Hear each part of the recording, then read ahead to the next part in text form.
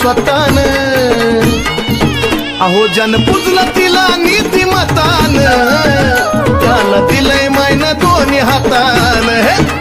जन पूजलं तिला नीतिमतान त्याला दिलंय मायन दोन्ही हातान